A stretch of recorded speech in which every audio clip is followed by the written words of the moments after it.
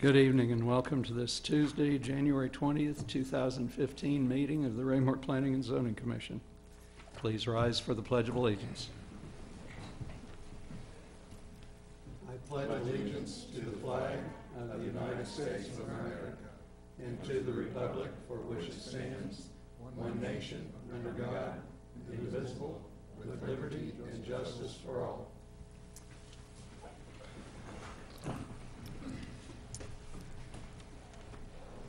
We'll call roll. Commissioner Crane. Present. Commissioner Fizer. Present. Commissioner Grodsky. Commissioner Hanner. Commissioner Meiske. Present. Mayor Kirchhoff. Present. Let's see, I'll bet I skipped Commissioner Anderson. Present. And Commissioner Faulkner is present. We do have a quorum.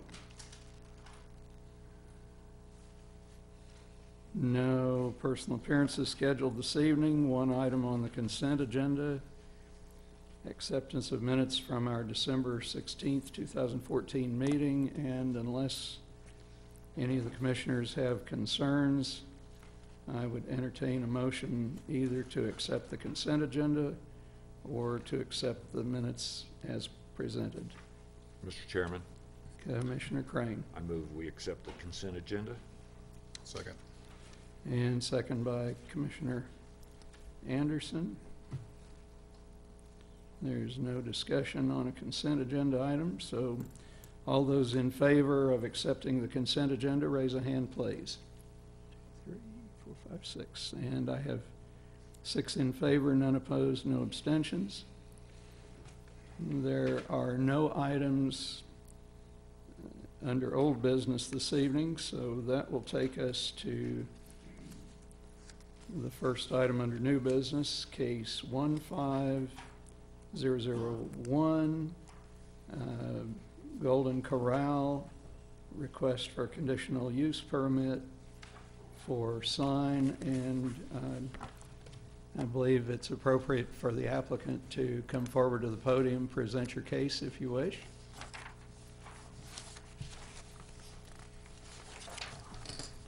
Good evening. Just a sec. Sorry. Is the mic lighted green? Oh, okay.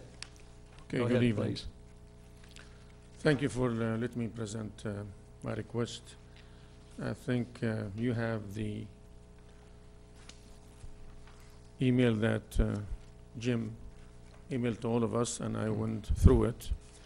And I will thank Jim and his people for detailed investigation and report. As my letter said to you, that we have complaints from customers who come to us from your city, your citizen, that it is difficult for them coming eastbound on Fox Drive to see the building and the sign, and even Golden Corral executive, when they come to inspect us, an EcoShore representative, they missed our building, drove through to the next stop sign and turn around. And I invited some friends of mine even for dinner from Kansas City, and they have the same problem, and they have to call me, and I told them what to do. I know, and I read all of the report, the problem is our sign. If you see the picture that Jim attached, it's coming in a slope, and I have a picture that's better than Jim, as a fact, I'd like you to look at. It's a closer picture than Jim's picture. Showed you that the sign is at least 1 foot or more behind the sidewalk. And the city ordinance says that sign can be up to 6 feet above the sidewalk. Our sign is not 6 feet above the sidewalk. It's probably 4.5 or so. And my request was to give us permission to increasing 4 feet. And after I'm reading the staff report, recommending against my request and give us another alternative. The alternative, putting a lighted sign on the north of the building. We already have a sign there. And the west will be useless because it will be covered by the trees and the building. Moving sign to the west, it also will not resolve the problem. Still, our priority is way down from the sidewalk. It has to be probably 12, 13 feet above, and the cost will be prohibitive. We just open our store and we're still catching up with the opening and training and the VIP opening, and all this cost at least $200,000-300,000. So the moving west, as I said, it will be cost prohibitive for us, number one. Number two, I don't know if it will be even same problem high enough, because the slope is still a problem. They're going to go west. I think I will, after reading the report of the staff, I revise my request to increase the height probably 2 feet instead of 4, and that will give us 6 feet above the sidewalk. Because my sign now, it is not 6 feet above the sidewalk. If you see the picture, there is slope, no question about it. Our property, all of it on a slope. And that's the problem we have. We need more visibility. And I think 2 feet will not bother any other businesses like the podium sign of the Galleria. And that's the only really business to the side of our sign. There's no other businesses will be affected. No pedestrian problem, no traffic problem or anything. I'll be glad to answer any questions. Thank you, Mr. Wabe. Do any of the commissioners have questions? Sorry, I didn't have my own mic lighted. Do any of the commissioners have questions while Mr. Wabe is at the podium? Yep, thank you. We'll call you back if we have questions. And Ms. Cataract, if you would please give us the staff report on case 15001. Yes, sir. Thank you. As indicated, the request this evening does pertain to the Golden Corral property here in the Raymore Galleria Shopping Center in Raymore. And the specific request initially was for a conditional use permit, which is required to adjust either the height of the sign or the size of a sign. The initial request was to increase it from 6 to 10 feet. I believe the request has been reduced by 2 feet this evening. Again, this property located along Foxridge Drive, just to the west of the entrance into the Galleria Shopping Center, and we have the Lowe's and the Lowe's parking lot directly to the south. To the east, we have the Steak and Shake restaurant. To the north is the Ryan's restaurant, and then to the west would be the Dean Family Farm property.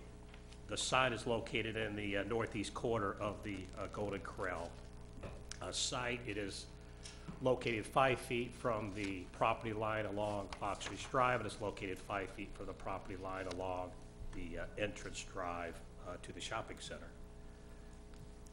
A request for a conditional use permit does require a public hearing, which was advertised for this evening. I do need to enter into the record the notices that were sent to all the adjoining landowners, the notice of publication in the Journal, our Unified Development Code, the application, our growth management plan, staff report submitted to you this evening, and then the letter that was submitted by the applicant, as well as the photograph that was submitted by the applicant, is included at the end of your report. This property has been zoned commercial since 2005. The site plan for this property was approved by the commission back in March of 2013. The actual signage, both for the building and the monument side, was not specifically approved with the site plan. It was illustrated on the site plan as to where the sign would go, but it was not approved at that time. The permit was approved later that year. It was actually in December of 2013 when we approved the permit for the sign. It was approved at 6 foot high and just under 32 square foot, which is the maximum that the sign could actually be. I included a drawing of the sign as it was proposed in the permit in your report. And then the occupancy for the building was issued in March of 2014, which is when the restaurant opened. As indicated, the size of this sign is dictated by our sign code. When you have one tenant on a property, in individual lots such as this, the maximum size of sign is 6 foot with 32 square foot in copy area. Again, I mentioned that it has to be at least 5 foot back from property lines, and it has to be outside the site triangle for visibility purposes, which this sign is. And I illustrated that in the permit. It showed where the sign was proposed, and it illustrates where the site triangle is. I will note, and the applicant alluded to this, the sign is a distance off of 58 Highway, and that is because the property line is so far off of 58 Highway. There is some distance between the curb line of the street, and then we have the sidewalk, and there's still a grassed area that is right-of-way until you get to the property line. So, but the sign is as close to 58 Highway as it can be under code, unless a variance or something else was granted. The location of the sign was as determined by the applicant. They chose the particular location of the sign. Again, the sign could have been anywhere along 58 Highway as long as it was 5 feet from the property line. In the report, I did indicate how the sign was measured. That has been already identified by the applicant this evening as a question, as a perhaps a point, and I considered it may not be under agreement on how high that sign was. So I asked staff in the city engineer's office to actually do an exact height of the sign. Because again, as the applicant indicated, the ground does slope.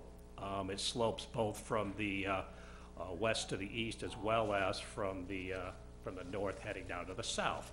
And so we took very specific measurements at 3 locations using a laser level, so we would have an accurate depiction of the height. The height of the sign from the sidewalk along the entrance drive is actually a little over 8 feet. And again, that's because the sidewalk is sloping down towards the Lowe's store. At the actual corner of the property, where the traffic signal post would be, the sign is a little over 6.5 feet tall.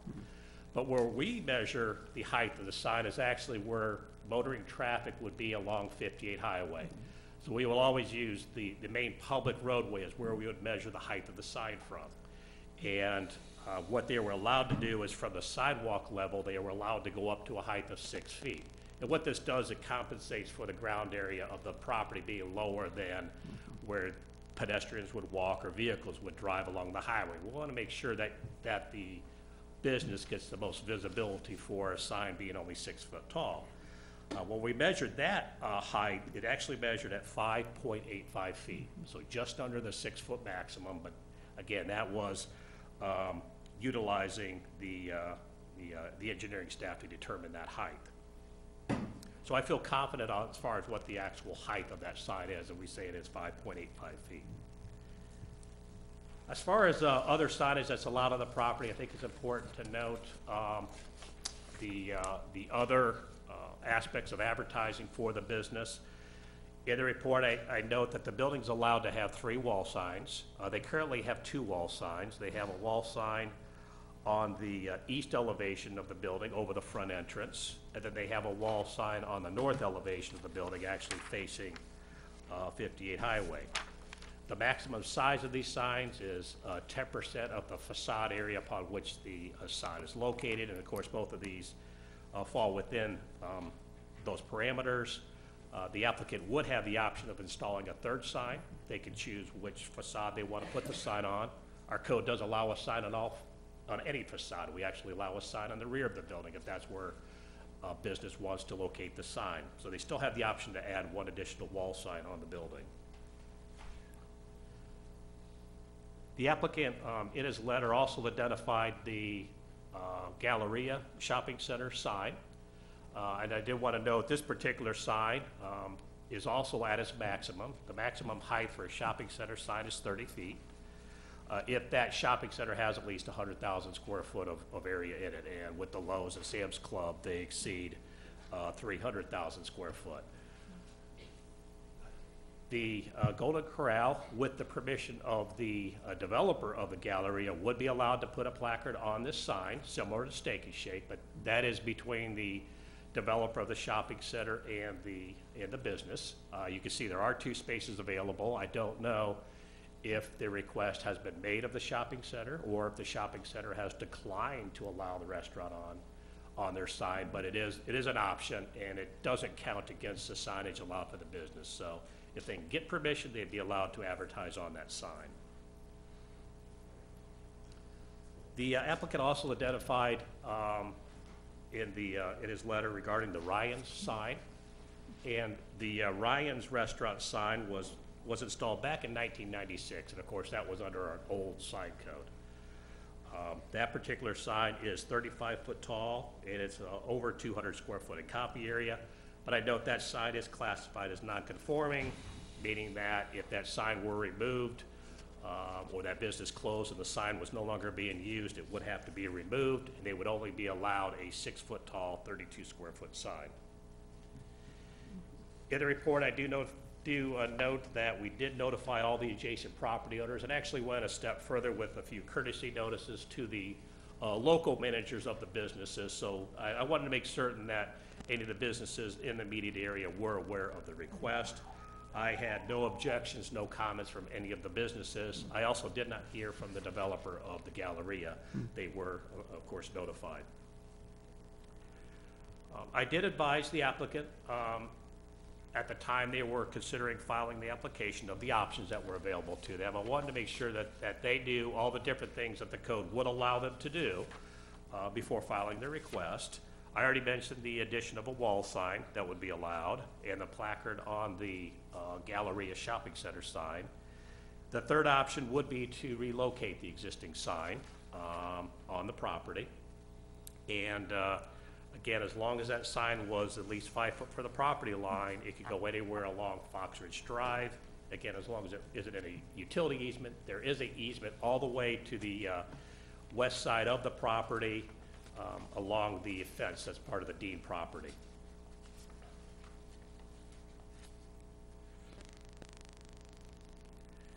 One of the things I also looked at considering the application is the visibility of the business, the building itself.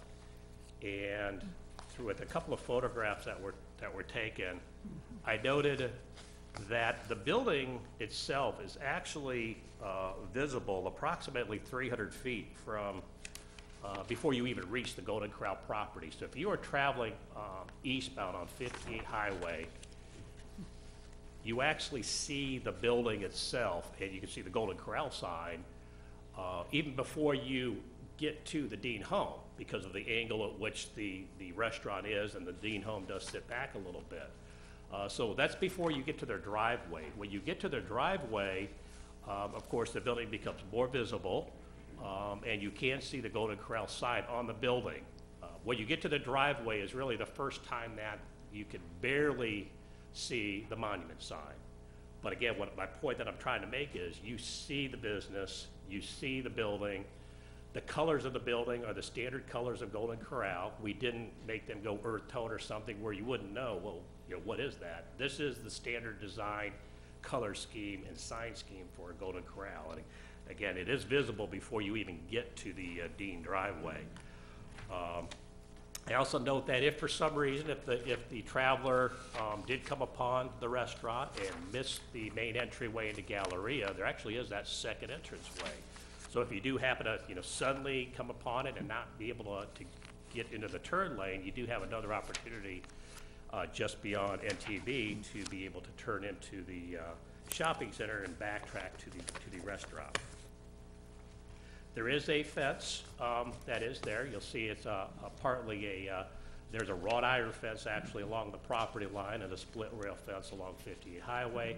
There are a few trees. There are some evergreen trees, but again, the evergreen trees are far enough south from Foxwood Drive, so it does not block the north elevation of the building and does not block the sign on the north elevation of the building.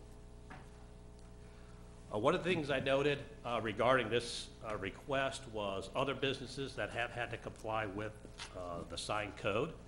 And again, the code provision for the 6-foot-high sign has been in place since 2003. And we have a total of 13 businesses that have come in since 2003 and installed a 6-foot-high sign on their property and identified those businesses in the staff report.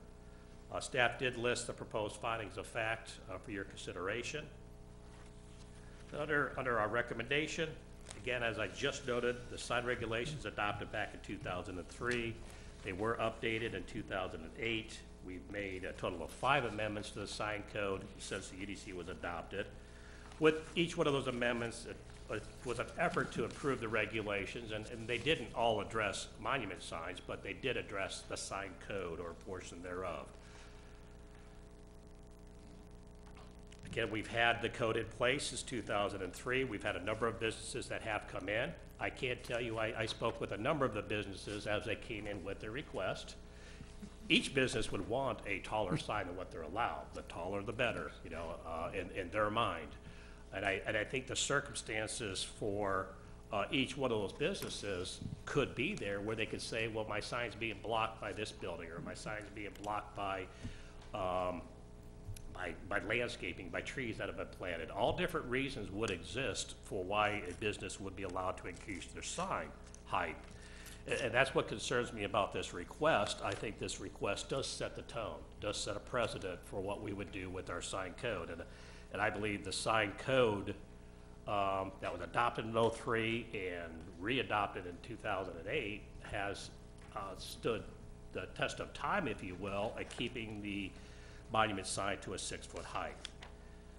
I think the options exist for the business. I do think the business is visible from the roadway. And based upon all those comments, staff does recommend that the commission accept the proposed findings that we submitted and forward this case to the city council with a recommendation of denial. Again, I included the applicant's letter and his photograph, and would answer any questions you may have of staff. Thank you, Mr. Carteret. This case does require a public hearing. It looks like most of our public has come and gone. I'll open the public hearing on case 15001, Golden Corral Conditional Use Permit for the sign. And if anyone wishes to come forward to the podium and speak, Mr. Wabe, you're certainly welcome to speak again. Thank you. Thank you, Jim, for your report. I just want to comment on this picture. The other picture, Jim, please. The one below for that. The one you took from the side, you said 300 feet. Okay. Yeah. You know, we don't have that. Jim, we don't have that here. Where were you standing when you took this picture, Jim? Let me do one thing here, then I'll answer. Okay. Okay. This particular picture that we're looking at here, that's on your screen, I hope, Right. Yeah. was actually, this picture was taken from standing in the driveway of the Dean home. Dean Home. Yeah. Which driver? The driveway to the home that's to the west of your business. Mm-hmm. You know, this is what I'm saying is,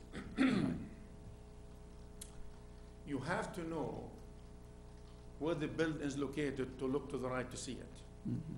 As a customer who's coming from Kansas City or Bilton or Harrisville, coming to drive to Golden Corral to eat, I'm driving and watching my traffic, so I'll not hit the car in front of me. I expect a sign of the building I want to go visit to be across from me, not to look at this to the right. Mhm. This is the problem. You don't just look, oh, here it is. Let me slow down and turn the next thing. It's very difficult, Jim, unless you educate all of your public before you come to Fox Drive. Look to the right, guys, so you can see Golden Corral. It's not practical. Mm. This picture is misleading in my book. It's not practical at all. Otherwise, lots of people, including Golden Corral people and people of Braymore and Bilton, missed the building, as I said. And we have Why I really applied this? Because the customer kept complaining.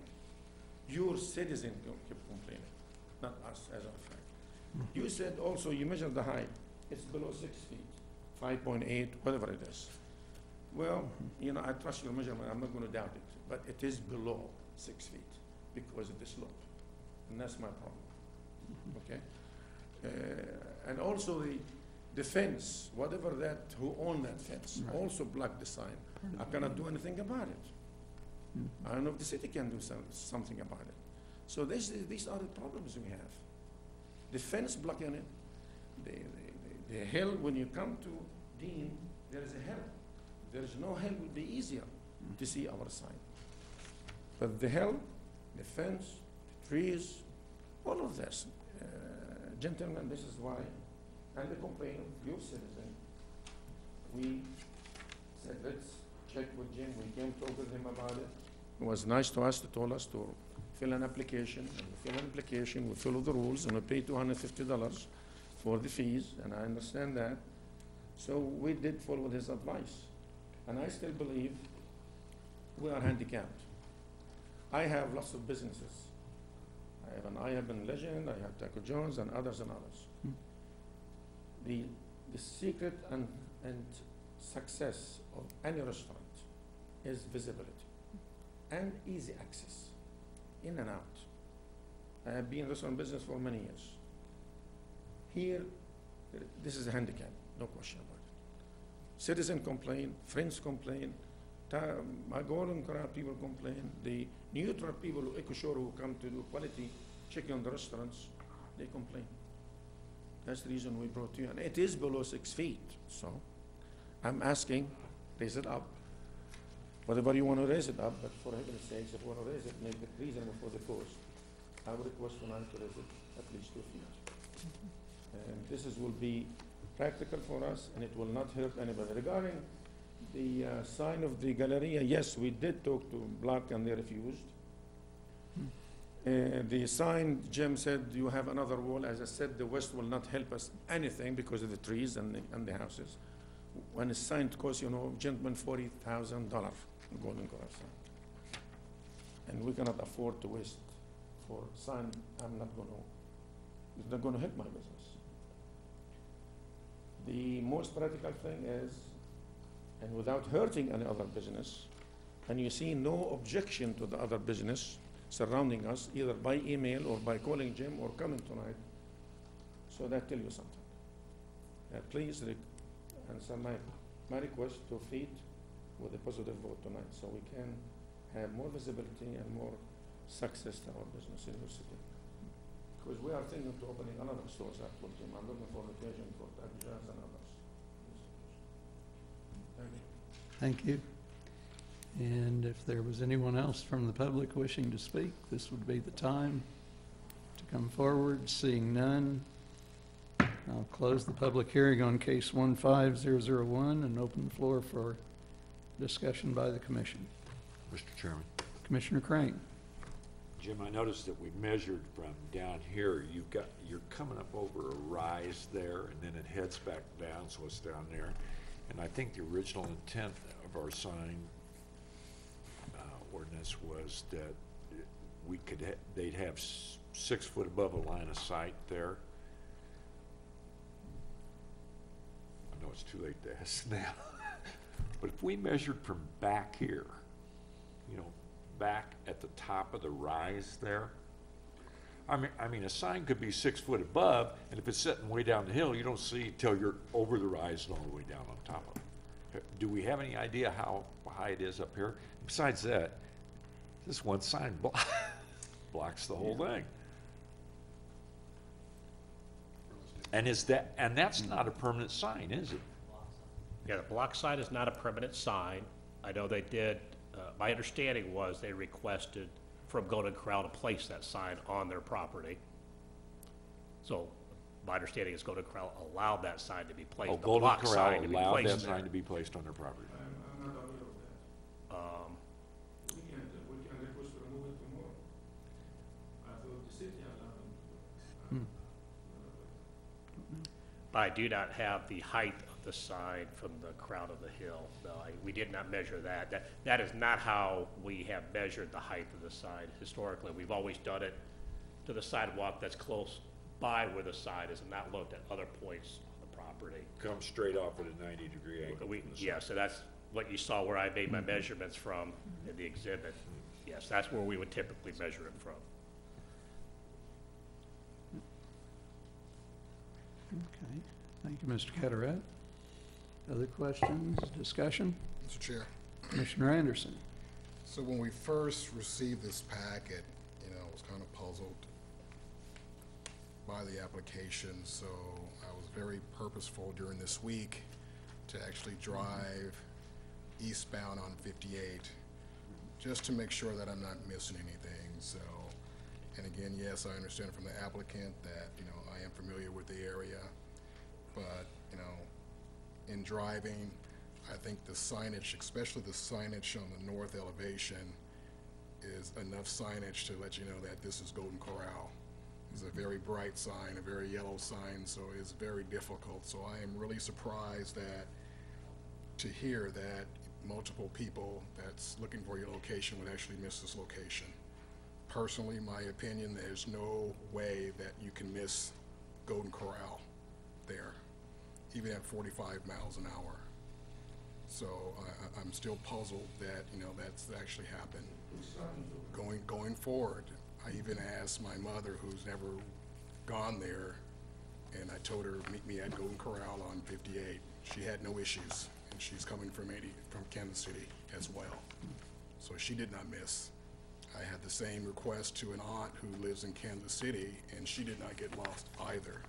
So I'm really puzzled that, specifically from the applicant, that they missed the signage. There's no way. So, personally, I agree with the staff proposal of fact and for the denial. Okay, thank you, Commissioner Anderson. Other comments, questions?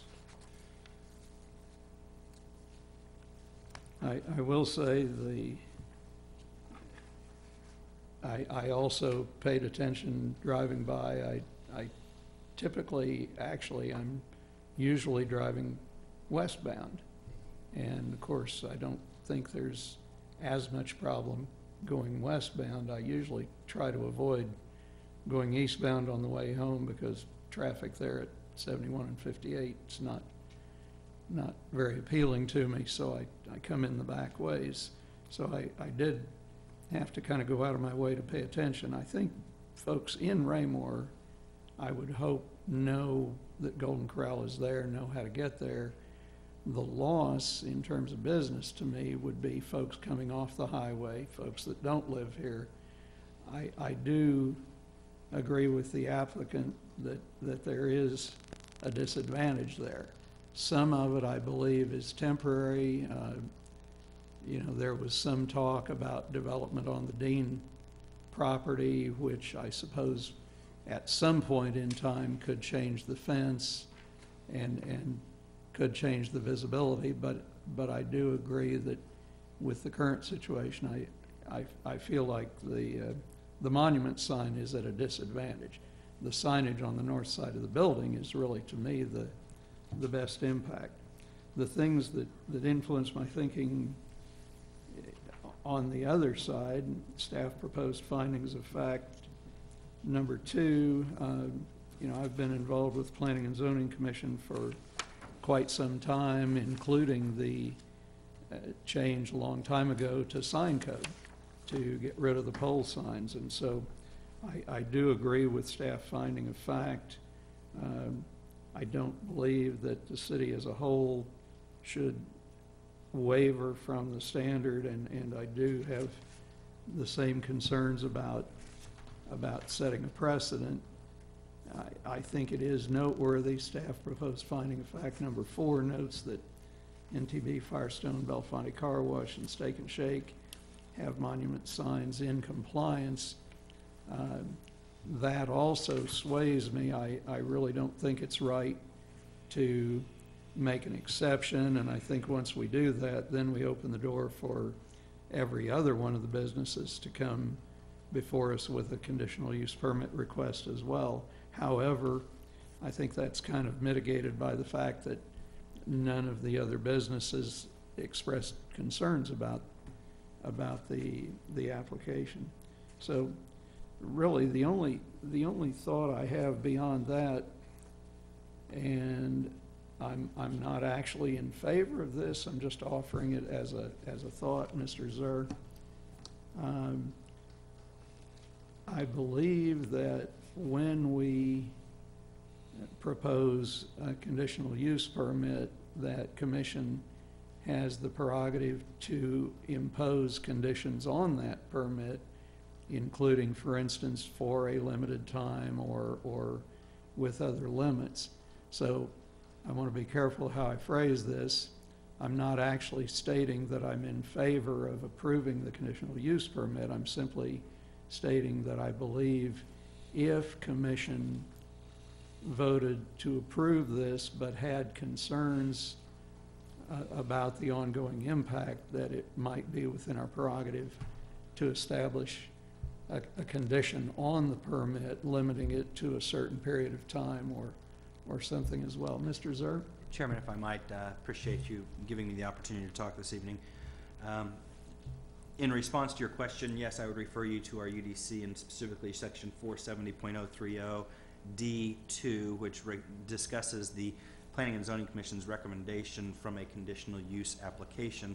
A couple of things to pull from that particular section. The first is the Planning and Zoning Commission may include reasonable conditions as a part of its recommendation. Mm-hmm. So you have the provisions within the terms of your UDC for that. I also, not being presumptuous by any stretch here, but want to make sure that the commission members understand too that the approval or the recommendation that you make this evening will need to be made as a majority vote of the full commission. Mm-hmm. We have 2 individuals that are absent this evening. With that, and we have 1 individual chair which is vacant at this point. So in order for a true approving vote or whatever vote you make this evening will have to be approved. If it goes on with a further recommendation of approval, it will have to be done so with a vote of 5 individuals. Right, Okay. and on that topic, I can wait. Sorry. I'll come back to it. If a tie vote of the commission, Right. or You if got no it. majority vote of the full membership of the commission can be obtained on a recommendation to be made, the application will be forwarded to the city council with no recommendation. Just want you all to be aware of that as any vote or motion and proposed second takes place this evening for this particular application. Right, and of course, what you just noted was the fact that in these matters, Planning and Zoning Commission is a recommending body. We hold the public hearing. City Council does have the final say on this either way. But again, I think it's our responsibility to provide City Council with the best recommendations and the best opinions possible. So I don't want to dump this on them without due diligence. Thank you, Mr. Zur. Is there any further discussion, or would one of the commissioners like to try a motion on this? I've got, Mr. Chair, if I could. Yes, Commissioner Meiske. You know, I like Chairman Anderson, I did do quite a bit of driving around looking at this site. And for the people that are not familiar with Raymore, coming off the highway, there is no signage coming off the highway. The highway sign out there has, I believe, Steak and Shake and Applebee's, and there's like 6 restaurants, but Golden Corral's not one of them. So if you're driving down the highway, and my wife and I do when we go on vacation, and we see, hey, there's, you know, a restaurant, let's get off the highway and go eat, that's our clue that, you know, where to go. And some of the restaurants, the Cracker Barrels and stuff, are kind of hard to get to once you get off the highway, because we've driven quite around most of the U.S.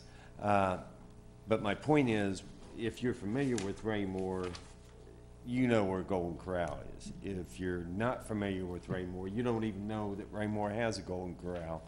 If you're like late traffic going down to the lake or something, because there's no signage on the highway to, you know, not any billboards that I saw or anything that pointed it this way. So that's just a comment I wanted to make. No, thank you for that, Commissioner Meiske. And kind of back on the, Mr. Wabe?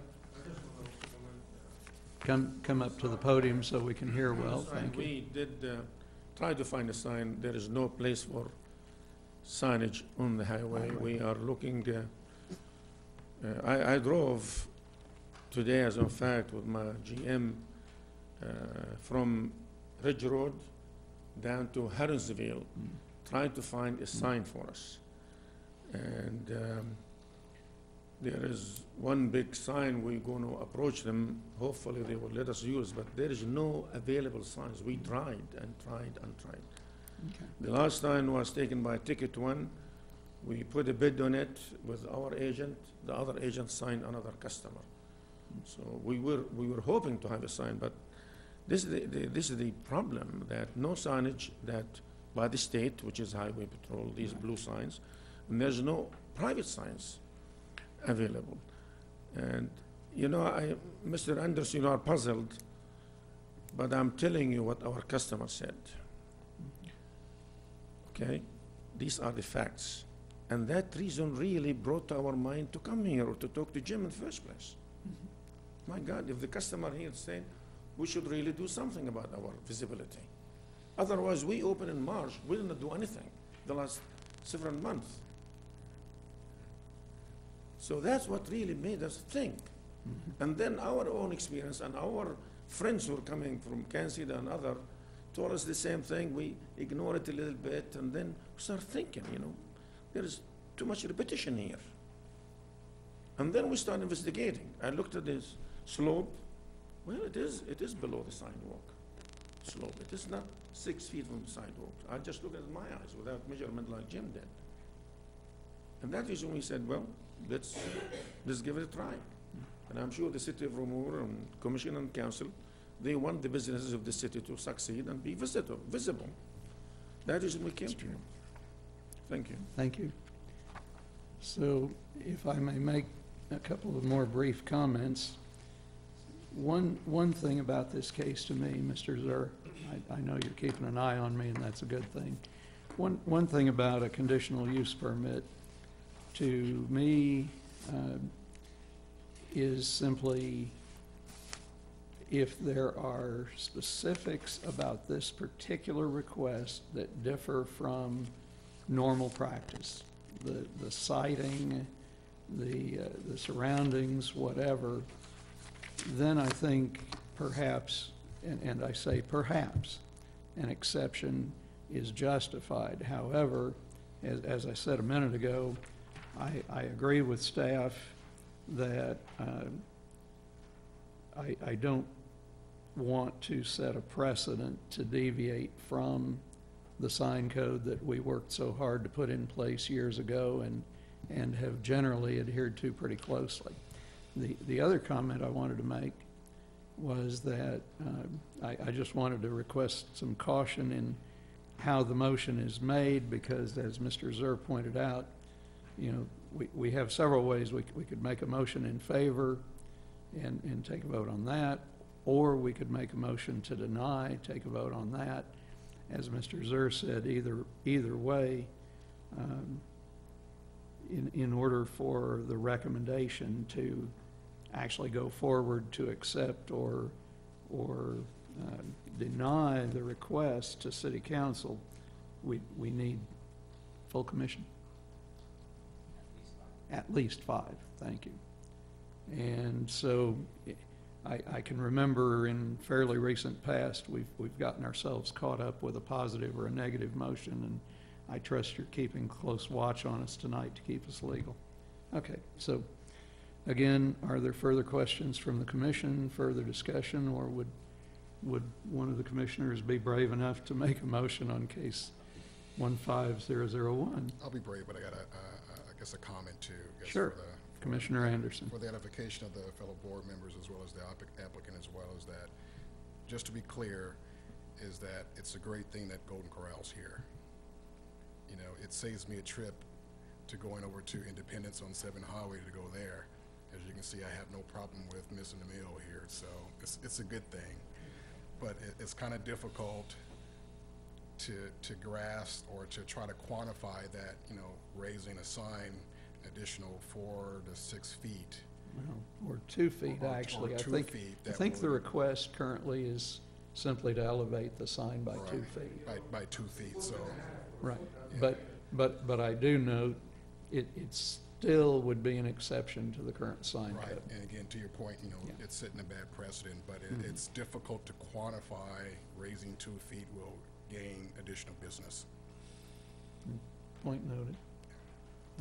That being said, I'd like to make a motion, Mr. Chair. Please do. All right, I move to accept the staff proposed findings of fact for case 15001, conditional use permit for Golden Corral, to the city council with the recommendation of denial. I'll second. Okay. I'll catch up with you in just a second. All right, so we have a motion by Commissioner Anderson, second by Commissioner Meiske to accept staff proposed findings of fact on case 15001, Golden Corral conditional use permit, and forward to City Council with a recommendation of denial. Mr. Zur. Chairman, I want to make sure that this is it's accepting the proposed staff findings of fact and recommendation based upon the applicant's suggestion this evening of the 2 foot and not the full 4 foot, isn't that? I believe the applicant amended his application this evening Right. for a 2 foot. I want to make sure that's part of this as, I'm okay yes, with that. got it. Right, and Commissioner Meiske. Okay, so let's see. Was my restatement okay? Any questions or confusion about the motion? Okay, so the height requested in the conditional use permit request was lowered, but it's still a conditional use permit to raise the sign. Okay, thank you, just making sure I understood. Okay, is there any further discussion then before we take a vote on case 15001? All right, so the motion is to recommend denial. All those in favor of that motion, raise a hand, please. And we are, wow, 6 in favor, none opposed, no abstentions. I would note that I enjoy Golden Corral too, but I'm looking at the overall concerns of the city and concerns about the precedent. And Mr. Mr. Chairman, if Carteret? I may, just for the applicant's information, this does go to City Council on Monday, February 9th. So you'll be able to make a presentation to City Council at that time. They actually will make the final determination on your request. Okay. Right, thank you. Okay, catch our breath here for just a second. I think unless anyone needs to take a break, we'll keep going. Should be fairly short from here. Next item on new business is appointment of a vice chair. We, I think most of you probably follow the news one way or another. Vice Chair Burke was appointed to fill the vacancy on City Council. Mayor Kirchhoff, do you have anything to add to that, or did I say that all right? No, nothing to add. Okay. And so until we fill the vacancy, we are, as Mr. Zur noted, we're down one commissioner to that, and we need a vice chair. I think most all of you are familiar with the role of vice chair, but basically that role is to conduct the meeting in the chair's absence. Did I leave anything out, Mr. Zur, Mr. Carteret? Okay. And so I would say, is there anyone in particular that's dying to be the vice chair, or would anyone like to nominate Mr. Chairman, Commissioner for that position? Commissioner Crane? I would like to nominate Kelly Pfizer. Second. Okay, that was quick. Let's see. So nomination, I'll call it a motion, but a nomination by Commissioner Crane, second by Commissioner Anderson, nominating Commissioner Pfizer as vice chair. Mr. Zer? Does she accept that nomination? Hey, come on, she's a member of the commission. What choice does she have? Commissioner Pfizer, you. Will you promise never to take a vacation or get sick? I promise to try to schedule my absences to avoid planning and zoning commission meetings. However, I caution you that, you know, it's not always possible, but you can think of the times that I haven't been available to chair a meeting. So hopefully past performance is an indication of future. We will sit beside you and help you. You promise? Promise. Okay. So I think that was a yes. Are there any other nominations from the commission? What do we do, Mr. Zer? Can we just do a by acclamation or something? Okay, so all in favor of Commissioner Pfizer as vice chair, please raise a hand. Thank you, and that is 6 in favor. None opposed, no abstentions.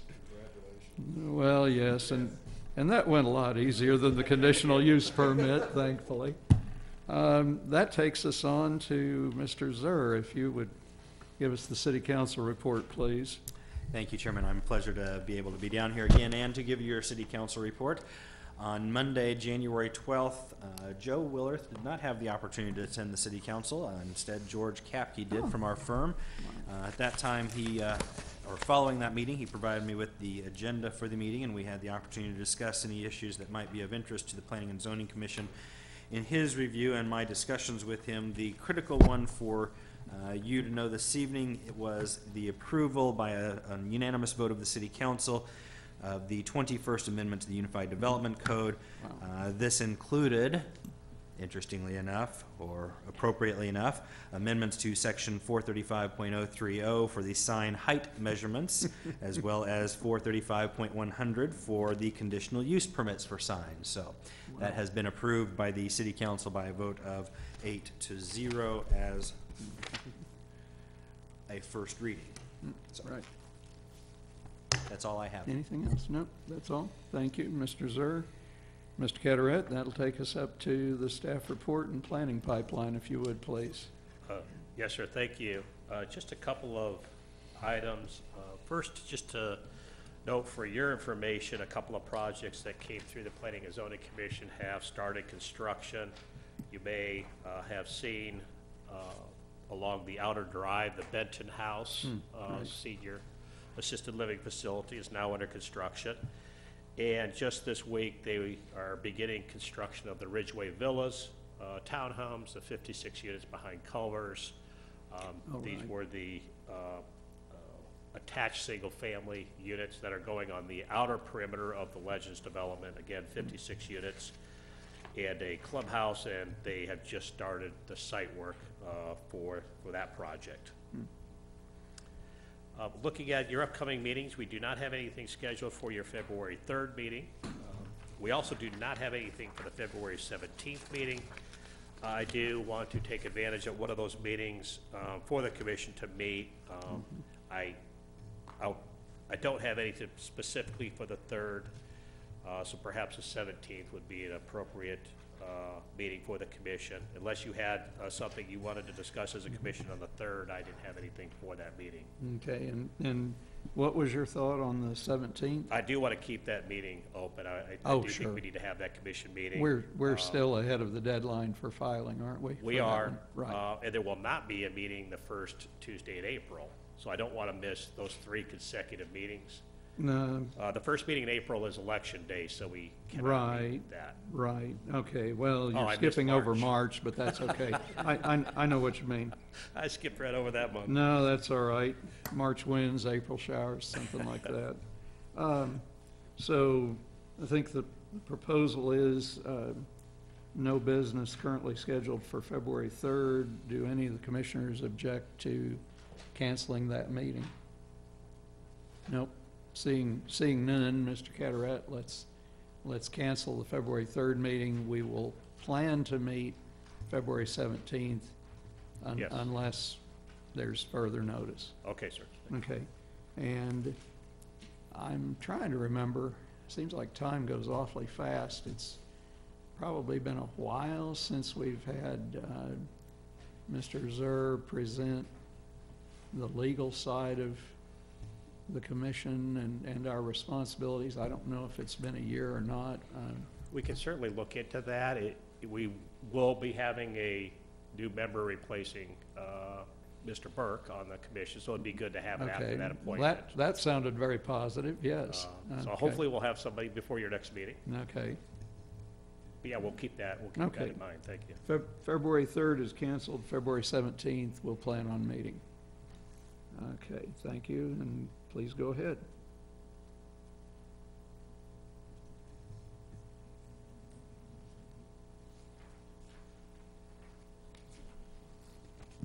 Anything else, Mr. Carteret?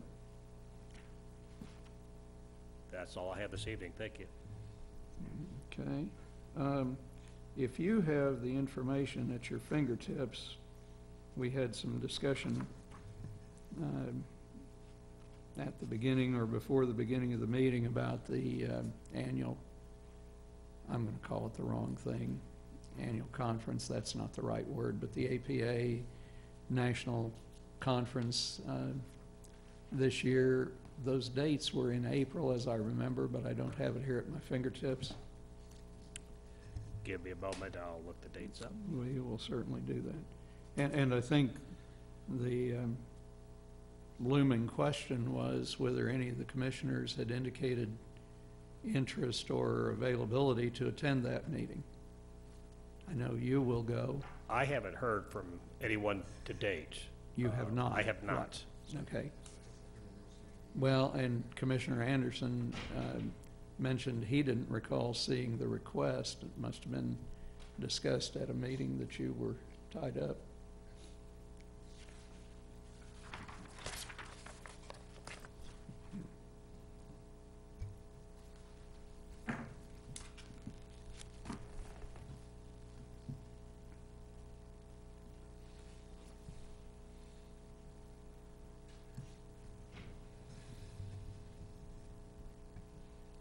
If I had my calendar or a phone, it is calendar. I don't have the date in front of me. Did perhaps let's see. Well, we could do this, simply, if you wouldn't mind emailing that information or link or pointer again to all of the commissioners, including the several that are absent this evening. Frankly, I would like for a commission member to attend that with you, Mr. Zur. Seattle, April 18th to 21st. Thank you, sir. 18th through 21st, thank you. And yeah, I think we knew it was Seattle, didn't we? I would like for someone on the commission to attend that. I am not going to be available due to work commitments. So that trip is funded by the city. And I think, let's see, Commissioner Crane, you've gone, Commissioner Meiske. Oh, you haven't been? No. Okay. April 18th through 21st. Mayor Kirkhoff, when you were on Planning and Zoning Commission, did you happen to get to take advantage of that? Okay. So I do remember commissioners in the past, bringing back a report, information for us. I think somebody even brought back souvenirs one year. But it's a good opportunity to share with the planning community around the country. There are different tracks for the professionals, for the commissioners and so forth, and I think there's way more than you can bite off and you simply pick and choose, but it's good use of the time. I believe there were even some tours of projects going on in that metropolitan area, so it's always seemed like a very good opportunity. And as I say, I'd like to take advantage of that one of these years. This isn't going to be the year. Mr. Chairman, Yes, Commissioner Crane? I'd like to really second what he said. I learned a lot going to Atlanta last year. And actually, 2 or 3 people from the Pacific Northwest were the people that I learned the most from, especially in the area of sustainability, bringing a rural character, which in Portland, that's bringing it into town. We have it, and I know most of us would really hate to lose that rural character. So the fact that it's being held up in the Pacific Northwest, I think, is a big plus for anybody that is interested in sustainability. And they've got a side deal going to Portland, and really the one little gal I talked to from Portland that made the biggest impression on me would probably undoubtedly be one of the people that's running that tour down there. So, I mean, I think it'd be excellent for somebody to be able to go to it. Okay. So, first come, first served, but if any of you here tonight are interested, can work that into your schedule, jump on it, and we'll also, of course, remind Commissioner Hanner and Commissioner Grodzki. Okay. And will staff email that Yes, I'll email that info tomorrow morning. again, just since we're missing 2 commissioners? Okay, thank you. I think I kind of shanghaied your discussion, Mr. Cataret. I don't have anything else, sir. Okay. Let's see, then I'll open the floor for public comment this evening, and seeing none, we'll move on to commission member comment in no particular order, but Commissioner Meiske, may I start with you this evening? I'm down here all by my lonesome. And looking really sharp, I might add. It's for photos. I don't have anything. Thank you, sir. Commissioner Anderson, No comment this evening. Thank you. Secretary Crane. I voted to send tonight's case with a recommendation for denial, but that's not that I am at all comfortable with it. And the reason why is, as I brought up, that we're measuring this 6 foot up from the sidewalk from 90-degree angle to the street, which means it's got to be 6 foot as the guy goes by this way. Having spent half my career in the hospitality industry, I know how important, the 3 most important things are location, location, location. And I scratch my head as to whether they did their homework, knowing the rules, to put that sign there. I'm just baffled by it. But I would like, as I said, as you come up over that grade, to me, a sign is only as good as you can look down and use it as, a point to where you're going to turn and things like that. And to me, instead of measuring it from 90 degrees to the street, we should measure it from maybe a line of sight 100 yards down the road. And I think that if we did that on this here, you might find that 2 foot probably would only be 6 foot above the line of sight. So, I mean, it's just something that I think that we could look at in the future. And I would also recommend the boys in Raleigh do their homework next time. Okay, thank you. Vice Chair Pfizer, how does that sound? Sounds pretty good. It'll impress my kids, maybe. I have no comment. Thank you. Mayor Kirkhoff. Nothing tonight, thank you. Oh, my goodness. Well, I suppose that should set a precedent for me being very brief. Thank you to staff, Mr. Eanes. Thank you, as always, Mr. Zerb, Mrs. Johnson, and Mr. Cataret. I do want to say, I think I'm agreeing with Commissioner Crane. I always like to try to find a win-win in these cases somewhere. I think, frankly, this was one of the most difficult cases that we've seen recently because I really couldn't find a win-win. But I do want to compliment you. I thought the research that you provided us was spot on, and I couldn't ask for more.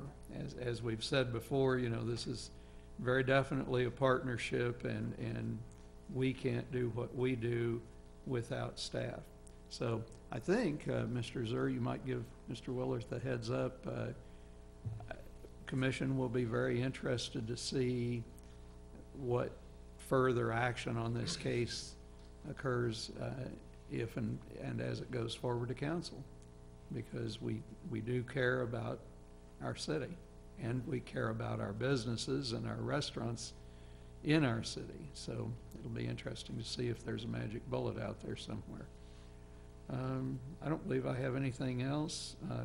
Thank you all for coming this evening. We were squeaky close to not having a quorum, so as always, it's very important to be here if you possibly can, or to let staff know if you aren't going to be able to make it, so that we can try to make sure that we do have a quorum. Having said that, I guess I'd entertain a motion to adjourn. Mr. Chair, I will make a motion to adjourn. Thank you, Commissioner Meiske. Do I hear a second? And second by Mayor Kirkhoff. All those in favor, raise a hand, please. I know this is going to be 6 in favor, none opposed, no abstentions. Thank you all very much. And Ms. Cataret, should we stay here or? Okay, thank you. Photo. I'm sorry, you've really gotten out of the loop. You look very nice. Oh, the picture. Oh, it does something with my hair. No. Oh, it looks great.